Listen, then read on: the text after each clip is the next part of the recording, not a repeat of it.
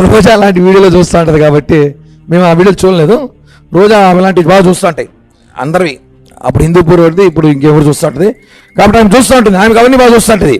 తిరుపతి నుంచి ఎవడో ఆ కామసేన పార్టీకి సంబంధించిన రాస్కెల్ ఎవడో ఒకడు ఉన్నాడు, అదే కిరణ్ రాస్కెల్. ఒక మహిళకు జరిగినటువంటి అన్యాయాన్ని ప్రశ్నిస్తే శ్రీమతి రోజా సెల్వగాని గారి పైన నోటికొచ్చినట్టు ఆ రాస్కెల్ మాట్లాడాడు. అభంశుభం తెలియనటువంటి ఆడవారిని లొంగ తీసుకొని వారి దగ్గర డబ్బులు గుంజుకుంటే నీకు ఇంకా బడిత పూజ చేయలేదని నువ్వేమన్నా అందరూ చేతకానితాని వాళ్ళు అనుకుంటున్నావేమో, జాగ్రత్త.